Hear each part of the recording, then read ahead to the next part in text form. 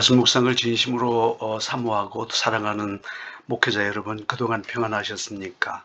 지난번에 우리 단순 체계적으로 말씀 묵상하는 것에 대해서 본문을 나눠드리고 우리가 한번 같이 묵상해 보자, 그렇게 얘기를 했습니다. 자, 이번에는 이 묵상한 말씀들을 좀 더 구체적으로 그렇게 나누어 보려고 합니다. 말씀 묵상의 나눔의 시간을 갖겠습니다. 단순 체계 묵상법을 이해하면 말씀 묵상의 50%를 정복한 셈입니다. 이게 무슨 말씀인가 하면, 그만큼 말씀 묵상에 있어서 단순 체계적으로 묵상하는 것이 중요하다, 그런 말씀이 되겠습니다. 그래서 오늘은 제29-1강 단순 체계 묵상 연습을 서로 나누어 보겠습니다. 먼저 우리 단순 체계적으로 묵상을 하는 데 있어서 사도행전 20장 17절에서 38절 말씀을 먼저 같이 한번 생각해 보겠습니다. 제가 읽어 보겠습니다. 바울이 밀레도에서 사람을 에베소로 보내어 교회 장로들을 청하니 오매 그들에게 말하되, 아시아에 들어온 첫날부터 지금까지 내가 항상 여러분 가운데서 어떻게 행하였는지를 여러분도 아는 바니, 곧 모든 겸손과 눈물이며 유대인의 관계로 말미암아 당한 시험을 참고 주를 섬긴 것과 유익한 것은 무엇이든지 공중 앞에서나 각 집에서나 거리낌 없이 여러분에게 전하여 가르치고, 유대인과 헬라인들에게 하나님께 대한 회개와 우리 주 예수 그리스도께 대한 믿음을 증언한 것이라. 보라, 이제 나는 성령에 매여 예루살렘으로 가는데 거기서 무슨 일을 당할는지 알지 못하노라. 오직 성령이 각 성에서 내게 증언하여 결박과 환난이 나를 기다린다 하시나, 내가 달려갈 길과 주 예수께 받은 사명 곧 하나님의 은혜의 복음을 증언하는 일을 마치려 하면은 나의 생명조차 조금도 귀한 것으로 여기지 아니하노라. 보라, 내가 여러분 중에 왕래하며 하나님의 나라를 전파하였으나 이제는 여러분이 다 내 얼굴을 다시 보지 못할 줄 아노라. 그러므로 내가 여러분에게 증언하거니와 모든 사람의 피에 대하여 내가 깨끗하니, 이는 내가 꺼리지 않고 하나님의 뜻을 다 여러분에게 전하였습니다. 여러분은 자기를 위하여 또는 온 양떼를 위하여 삼가라. 성령이 그들 가운데 여러분을 감독자로 삼고 하나님이 자기 피로 사신 교회를 보살피게 하였느니라. 내가 떠난 후에 사나운 이리가 여러분들에게 들어와서 그 양떼를 아끼지 아니하며, 또한 여러분 중에서도 제자들을 끌어 자기 일을 따르게 하려고 어그러진 말을 하는 사람들이 일어나 줄을 내가 아노라. 그러므로 여러분이 일깨어 내가 3년이나 밤낮 쉬지 않고 눈물로 각 사람을 훈계하던 것을 기억하라. 지금 내가 여러분을 주와 및 그 은혜의 말씀에 부탁하노니, 그 말씀이 여러분을 능히 든든히 세우사 거룩하게 하심을 입은 모든 자 가운데 기업이 있게 하시리라.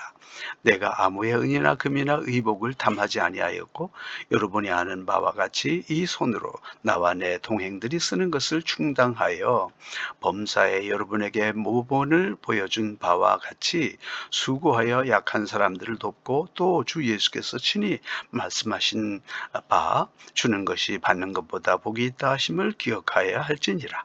이 말을 한 후 무릎을 꿇고 그 모든 사람들과 함께 기도하니 다 크게 울며 바울의 목을 안고 입을 맞추고 다시 그 얼굴을 보지 못하리라 한 말로 말미암아 더욱 근심하고 배까지 그를 전송하니라.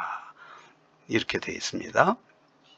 자, 우리가 이 말씀을 보면서 단순 체계적으로 말씀을 묵상한다 그랬습니다. 그랬을 때, 바울은 이렇게 목회하였구나. 이런 제목을 여러분에게 먼저 드렸습니다. 왜냐하면 아직까지 이렇게 이 제목을 설정하는데 어려움이 계신 분들이 계시기 때문에 먼저 제목을 이렇게 드렸습니다. 자, 여기서 중요한 것들만 좀 살펴보겠습니다. 보니까 바울이 이렇게 목회하였구나. 바울이 목회하게 될 때 하나, 둘, 셋, 넷, 다섯, 여섯, 일곱, 여덟, 아홉, 열 이런 원칙에 의해서 했구나라는 관점에서 볼 때 17절에 보니까 에베소로 보내어 교회 장로들을 청하여 그들과 의논하고 또 그들과 협의하는 모습을 볼 수가 있고요. 19절 말씀해 보니까 모든 겸손과 눈물이며 사도 바울이 참 겸손함과 눈물로 그렇게 목회했구나라는 것을 알 수 있고요. 20절 말씀해 보니까 공중 앞에서나 각 집에서나 거리낌 없이 여러분에게 전하여 가르쳤구나라는 것을 우리는 생각할 수 있고요. 21절 말씀해 보니까 유다인과 헬라인들에게 하나님께 대한 회개와 우리 주 예수 그리스도께 대한 믿음을 항상 증언하면서 목회했구나. 그리고 24절에 보니까 내가 달려갈 길과 주 예수께 받은 사명 곧 하나님의 은혜의 복음을 증언하는 일을 마치려 하면은 나의 생명조차 조금도 귀한 것으로 여기지 아니했다라는 말을 통해서 어떻게 목회했는가 이런 것을 바라볼 수 있습니다. 또 28절에 보니까 여러분은 자기를 위하여 또는 온 양떼를 위하여 삼가라 그랬습니다. 자, 이것은 에베소 장로들에게 말한 것뿐만 아니라 자기 자신이 정말 이런 삼가고 절제하는 그런 삶을 살았다라는 것을 우리가 알 수 있는 것이죠. 자, 계속해서 보면 31절 말씀해 보니까 그러므로 여러분이 일깨어 내가 3년이나 밤낮 쉬지 않고 눈물로 각 사람을 훈계하던 것을 기억해라. 3년 동안 눈물로 각 사람들을 훈계하면서 목회했구나. 또 33절에 보니까 내가 아무의 은이나 금이나 의복을 탐하지 아니하였다라고 했고요. 35절에 보니까 모본을 보여준 바와 같이 그렇게 얘기했고요. 또 주는 것이 받는 것보다 복이 있다 하심을 기억해라 하는 것으로 봐서 늘 이렇게 주는 목회를 감당했다 하는 것을 알 수가 있습니다.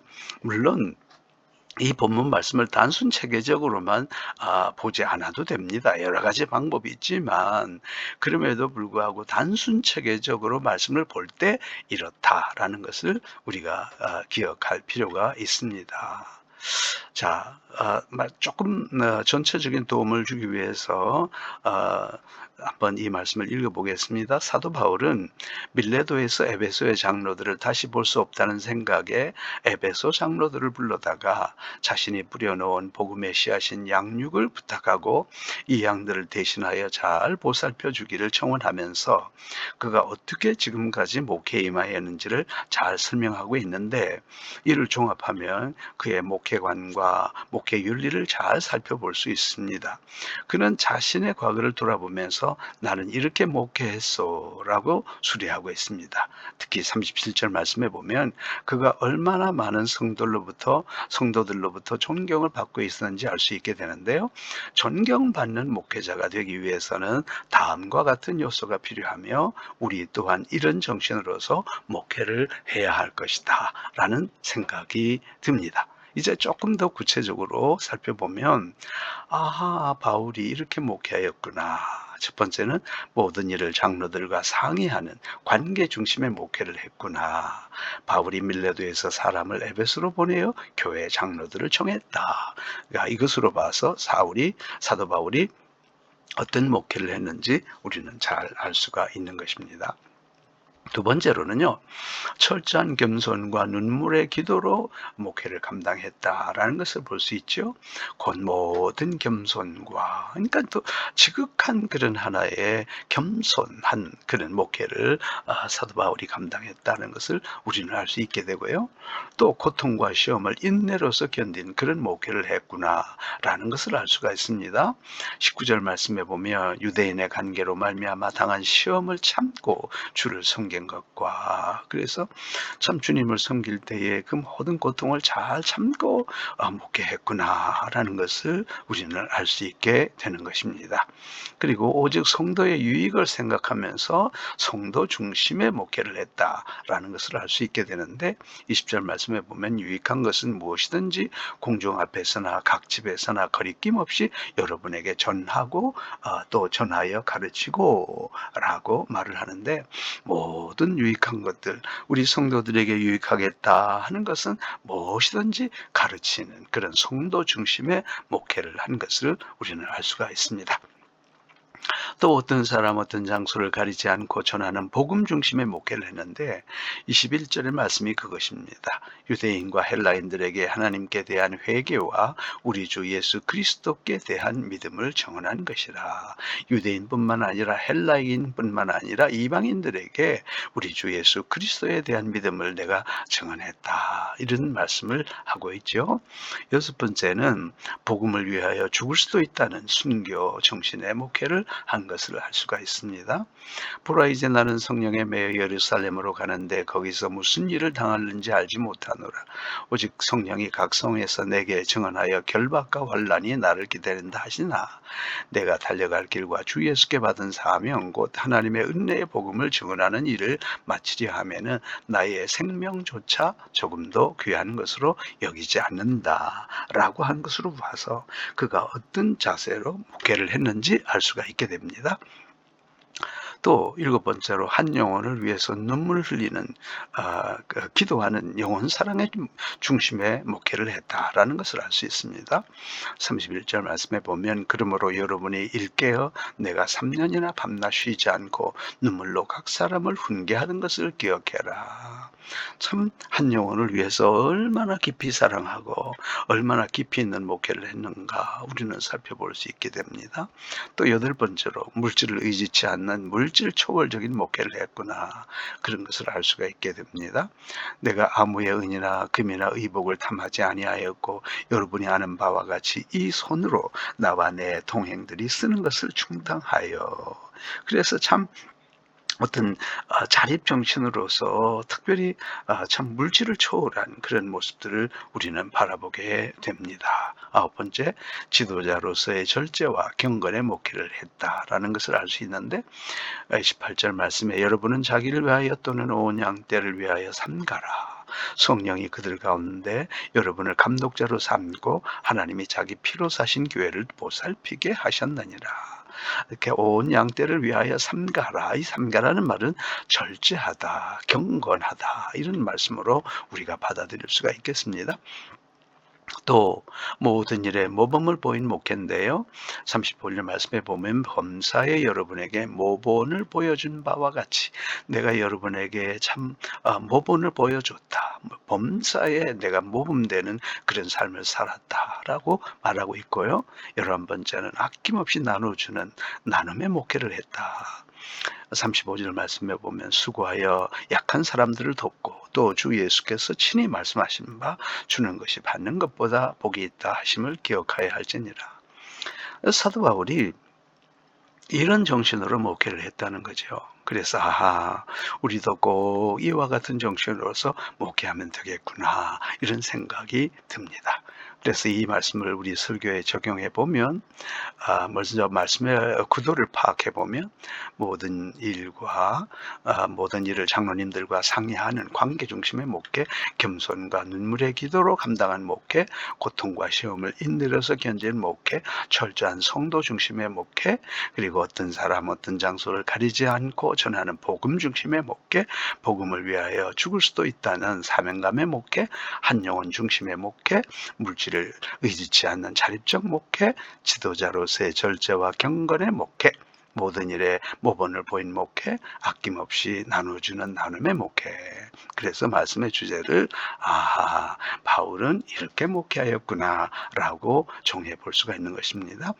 자, 이제는 창세기 22장 1절로 12절의 말씀을 중심으로 우리가 말씀 묵상한 것을 한번 나누어 보겠습니다. 제가 읽어보겠습니다. 그 일 후에 하나님이 아브라함을 시험하시려고 그를 부르시되 아브라함아 하시니 그가 이르되 내가 여기 있나이다. 여호와께서 이르시되 내 아들 내 사랑하는 독자 이삭을 데리고 모리아 땅으로 가서 내가 내게 일러준 한산 거기서 그를 번제로 드리라.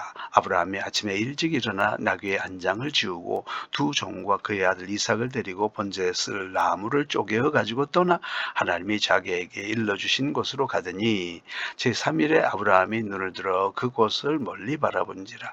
이에 아브라함이 종들에게 이르되 너희는 나귀와 함께 여기서 기다리라. 내가 아이와 함께 저기 가서 예배하고 우리가 너희에게로 돌아오리라 하고 아브라함이 이에 번제 나무를 가져다가 그의 아들 이삭에게 지우고 자기는 불과 칼을 손에 들고 두 사람이 동행하더니 이삭이 그 아버지 아브라함에게 말하여 이르되 내 아버지여 하니 그가 이르되 내 아들아 내가 여기 있노라. 이삭이 이르되 불과 나무는 있거니와 번제할 어린 양은 어디 있나이까. 아브라함이 이르되 내 아들아 번제할 어린 양은 하나님이 자기를 위하여 친히 준비하시리라 하고 두 사람이 함께 나가서 아브라함이 그에게 일러주신 곳에 이른지라. 이에 아브라함이 그곳에 제단을 쌓고 나무를 버려놓고 그의 아들 이삭을 결박하여 제단 나무 위에 놓고 손을 내밀어 칼을 잡고 그 아들을 잡으려 하니 여호와의 사자가 하늘에서부터 그를 불러 이르시되 아브라함아 아브라함아 하시는지라. 아브라함이 이르되 내가 여기 있나이다 하매 사자가 이르시되 그 아이에게 내 손을 대지 말라. 그에게 아무 일도 하지 말라. 내가 내 아들 내 독자까지도 내게 아끼지 아니하였으니 내가 이제야 내가 하나님을 경외하는 줄을 아노라. 우리는 본문 말씀을 두 가지 측면으로 이해할 수가 있습니다. 먼저 하나님의 측면에서는 그의 사랑하는 아들 독자 예수를 죽여서라도 인간을 구원하시겠다는 열정이 그것이고, 또한 아브라함의 측면에서는 그가 하나님의 명령에 어떻게 반응하는지, 다시 말해서 그의 행동을 통하여 우리가 어떤 자세로 예배에 나아가야 하는지에 대해서 말씀하고 있습니다. 우리는 이 두 가지를 함께 살펴보려고 합니다. 먼저 하나님의 입장에서는 외아들을 죽여서라도 인류를 구원하시겠다는 열정을 나타나게 됩니다. 전체 우리 이 본문을 가지고 하지는 않겠습니다. 그냥 쭉 한번 이렇게 단순 체계적으로 나열해 보겠습니다. 하나님은 그의 외아들을 죽여 그 피로 세상을 구하는 계획을 오래전부터 계획하셨다. 하나님은 예수 그리스도를 통한 모든 인류의 구원 사건을 이루시는 데 있어서 결코 타협지 않으시고 줄기차게 준비해 오셨다. 하나님은 그의 아들을 다른 곳이 아닌 바로 모리아산에서 제물 삼기로 작정을 하셨다. 하나님은 세상의 모든 짐을 그의 아들에게 지우시기로 작정하셨다. 하나님은 그의 아들을 완전히 결박하여 이 거룩한 일을 이루셨다. 하나님은 그의 아들을 온 세상의 죄를 감당할 어린 양으로 준비하셨다. 하나님은 그의 아들을 기어이 죽여서 십자가에 매달므로써 구원을 이루셨다. 이것은 하나님의 인류 구원이라는 관점에서 우리가 본문을 단순 체계적으로 접근한 그런 것입니다. 자, 이제 아브라함의 순종을 예배라는 관점에서 우리가 한번 묵상해 보겠습니다. 그래, 예배는 이렇게 드리는 것이야 라고 하는 제목을 붙여 나갈 수가 있겠죠. 자, 아브라함의 순종을 예배라는 관점에서 말씀을 단순 체계로 묵상할 때 우리의 2절 말씀을 일단 중심으로 잡겠습니다. 여호와께서 이르시되 내 아들 내 사랑하는 독자 이삭을 데리고 모리아 땅으로 가서 내가 내게 일러준 한 산 거기서 그를 번제로 드리라 라는 말씀을 가지고 이 말씀에 대해서 오늘 아브라함이 어떻게 행동하는가 반응하는가, 이것을 우리의 예배에 한번 적용해 보겠습니다. 첫 번째는 아브라함이 아침에 일찍 일어나 준비했듯이 기도로 준비하며 예배의 자리로 나아가는 것이다, 이렇게 볼 수 있습니다. 3절 말씀에 보니까 아브라함이 아침에 일찍 일어나 그 아들 이삭을 데리고 모리아 산으로 가는데 아침에 일찍 일어난 것 같이 우리도 아브라함이 참 기도하고 시작하지 않았겠어요? 그래서 예배란 이렇게 참 기도로 준비하면서 나아가는 것이 옳다, 그렇게 볼 수가 있겠습니다. 그리고 번제에 쓸 나무를 미리 쪼개어 가지고 가듯이 철저히 준비된 마음으로 예배로 나아간다. 3절 말씀에 보면 나귀 한 장을 지우고 두 종과 그의 아들 이삭을 데리고 번제에 쓸 나무를 쪼개 가지고 떠나. 그러니까 번제 쓸 나무를 미리 쪼개서 그 먼 길을 가는데 다 준비해서 이렇게 갔듯이 우리 예배도 늘 준비된 마음으로 나아가는 것이 옳다. 그렇게 볼 수 있겠지요. 세 번째는 하나님이 지시하는 땅에서 예배를 드렸듯이 다른 곳이 아닌 하나님이 일러주신 곳 성전에서 예배하는 것이 옳다. 이렇게 볼 수 있습니다. 하나님이 자기에게 일러주신 곳으로 가더니 예배는 아무 곳에서나 드릴 수 있는 것이 아니라 하나님이 일러주신 곳 성전에서 형제들이 모여서 함께 예배하는 것이 옳다. 그렇게 볼 수 있겠지요. 네 번째는 사흘길을 가서도 변함이 없었듯이 예배에 대해서는 절대 타협하지 않고 예배로 나아간다. 제3일에 그러니까 3일을 가는 동안에 아브라함은 조금도 마음의 변함이 없이 타협하지 않고 그 길을 꿋꿋하게 갔듯이 예배에 대해서는 타협하지 않고 가는 것이 옳다. 그렇게 봅니다. 다섯 번째는 사환들을 산 아래 두고 예배의 자리로 올라갔듯이 모든 방해물을 제거하고 예배의 자리로 나아간다. 그것입니다. 이 아브라함이 종들에게 이르되 너희는 나귀와 함께 여기서 기다리라. 내가 아이와 함께 저기 가서 예배하고 우리가 너희에게로 돌아오리라 하고. 그래서 종들을 데리고 갔으면요 반드시 방해할 겁니다. 이것을 알았기 때문에 방해되는 요소를 다 내려놓고 그렇게 올라갔다라는 것을 알 수 있습니다. 아브라함이 불과 칼을 그의 아들의 손에 들렸듯이 성령의 불과 말씀의 칼을 사모하면서 예배의 자리로 나아가는 것이 옳다. 그렇게 보죠.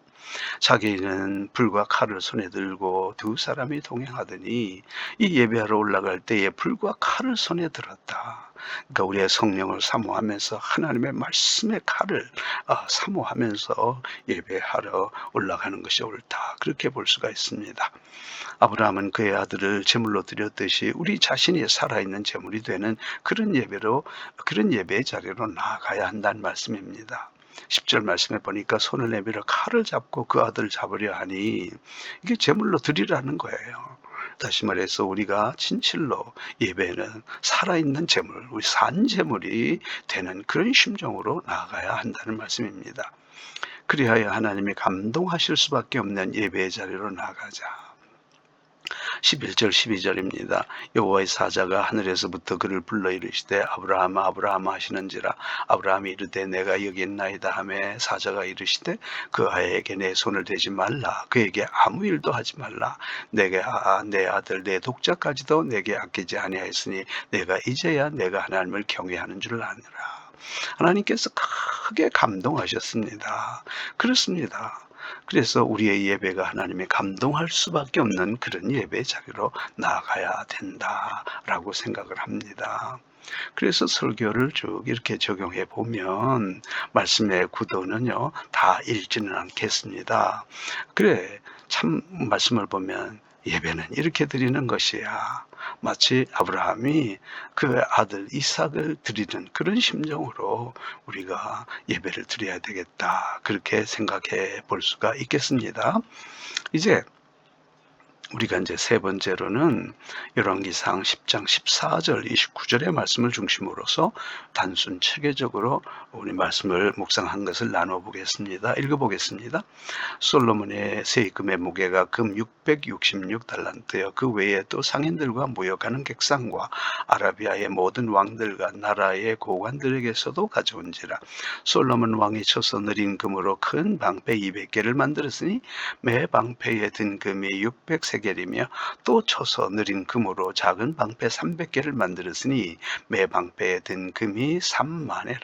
왕이 그들을 레바논 나무궁에 두었더라. 왕이 또 상하로 큰 보좌를 만들고 정금으로 입혔으니 그 보좌에는 6층계가 있고 보좌 뒤에 둥근 머리가 있고 앉는 자리 양쪽에는 팔걸이가 있고 팔걸이 곁에는 사자가 하나씩 서 있으며 또 12사자가 있어 그 6층계 좌우편에 서 있으니 어느 날 나라에도 이같이 맞는 것이 없었더라. 솔로몬 왕이 마시는 것은 다 금이요 레바논 나무 중에 그릇들도 다 정금이라.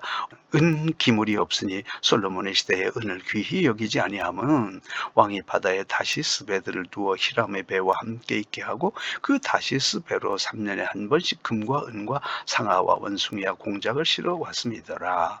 솔로몬 왕의 재산과 지혜가 세상에 그 어느 왕보다 큰지라. 온 세상 사람들이 다 하나님께서 솔로몬의 마음에 주신 지혜를 들으며 그의 얼굴을 보기 원하여 그들이 각기 예물을 가지고 왔으니 곧 은 그릇과 금 그릇과 의복과 갑옷과 향품과 말과 노세라 해마다 그리하였더라. 솔로몬이 병거와 마병을 모으며 병거가 1400대요 마병이 12,000명이라. 병개성에도 두고 예루살렘 왕에게도 두었으며 왕이 예루살렘에서 은을 돌같이 은하게 하고 백향목을 평지에 뽕나무같이 많게 하였더라. 솔로몬의 말들은 애굽에서 들여왔으니 왕의 상인들이 값주고 산 것이며 애굽에서 들여온 병거는 한 대에 은 600세겔이요 말은 한 필에 150세겔이라.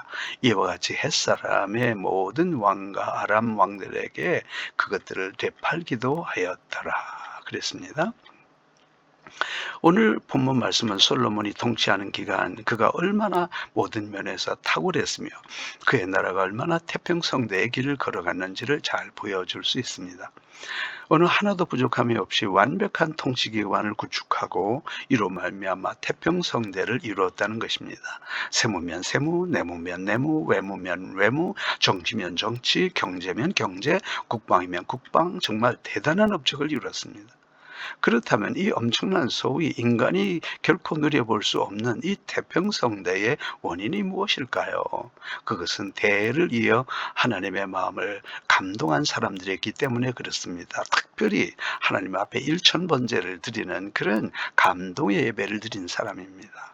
이제 하나님을 감동하게 했던 사람이 누렸던 그 영화를 단순 체계적으로 묵상해 보면 다음과 같습니다. 다 읽지는 않겠습니다.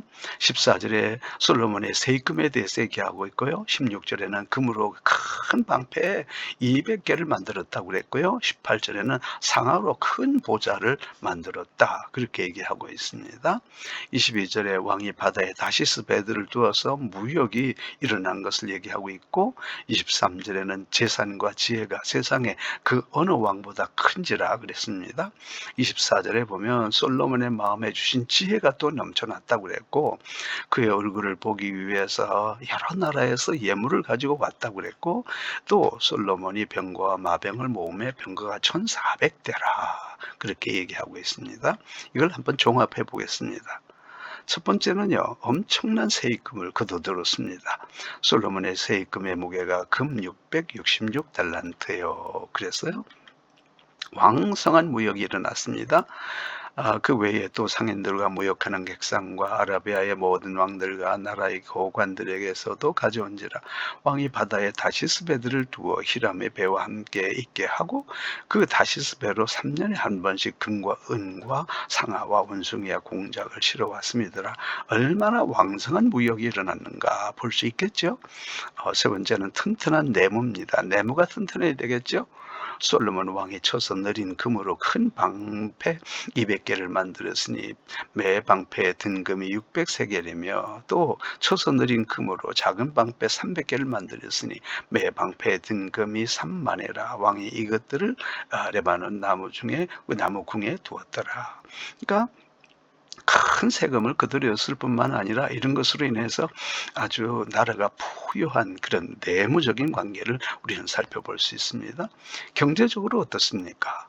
21절에 솔로몬 왕이 마시는 그릇은 다 금이요 레바논 나무 궁의 그릇들도 다 정금이라. 온 기물이 은 기물이 없으니 솔로몬의 시대에 은을 귀히 여기지 아니함은 왕이 예루살렘에서 은을 돌같이 은하게 하고 백향목을 평지에 뽕나무같이 많게 하였더라. 얼마나 부유했는지 우리는 살펴볼 수가 있습니다. 그리고 튼튼한 국방 볼까요? 솔로몬이 병거와 마병을 모음에 병거가 1400대요 마병이 12,000명이라. 병거성에도 두고 예루살렘 왕에게도 두었으며 솔로몬의 말들은 애굽에서 들여왔으니 왕의 상인들이 값주고 산 것이며 애굽에서 들여온 병거는 한 대에 은 600세겔이요 말은 한 필에 150세겔이라 이와 같이 햇사람의 모든 왕과 아람 왕들에게 그것들을 되팔기도 하였더라. 그랬습니다. 정치적인 면을 볼까요? 왕이 또 상으로 큰 보좌를 만들고 정금으로 입혔으니 그 보좌에는 6층계가 있고 보좌 뒤에 둥근 머리가 있고 앉는 자리 양쪽에는 팔걸이가 있고 팔걸이 곁에는 사자가 하나씩 서 있으며 또 12사자가 있어 그 6층계 좌우편에 서 있으니 어느 나라에도 이같이 맞는 것이 없었더라. 얼마나 정치가 탄탄했는가라는 것을 살펴볼 수 있습니다. 나라가 잘 되기 위해서는 외교가 튼튼해야 됩니다. 솔로몬 왕의 재산과 지혜가 세상의 그 어느 왕보다 큰지라 온 세상 사람들이 다 하나님께서 솔로몬의 마음에 주신 지혜를 들으며 그의 얼굴을 보기 위하여 원하여 그들이 각기 예물을 가지고 왔으니 곧 은그릇과 금그릇과 의복과 갑옷과 향품과 말과 노새라 해마다 그리하였더라. 아주 튼튼한 외교 있었습니다. 자, 이것이야말로 하나님을 감동시킨 솔로몬이 드린 그 예배의 결과였다. 그렇게 볼 수가 있는 것이죠. 그래서 이것을 참 설교에 적용해 보면 정말 하나님은 솔로몬과 그의 행동과 그의 예배에 감동하셨어요. 하나님께서 엄청난 그런 복을 주셨는데 엄청난 세금, 무역, 내무, 경제, 국방, 정치, 외교 하나님이 이렇게 예배에 감동하시니 어찌 마찬가지예요. 오늘도 우리가 참으로 진실된 예배를 하게 될 때에 하나님께서 이렇게 감동하신다는 것입니다. 자, 그래서 우리는 이렇게 서로 말씀을 나누어 봤고요. 또 여러분들도 댓글에 서로 말씀을 나누어 주시면 참 좋겠죠. 이렇게 이제 복합책의 묵상 연습을 먼저 예고하겠습니다. 복합책에 절대로 어렵지 않습니다. 단순 책에서 조금 더 나아가는 것이죠. 그래서 본문을 여러분에게 드리겠습니다. 주중 묵상하셔야 될 본문은요. 여호수아 1장 10절, 시편 28편 1절에서 9절, 시편 29편 1절에서 11절 말씀입니다. 그래서 이제 이런 관점에서 당분간 한번 묵상해 보십시오.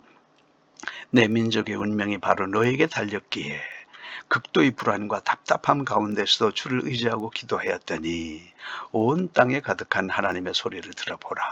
이제 이런 관점에서 말씀을 한번 쭉 보시기 바랍니다.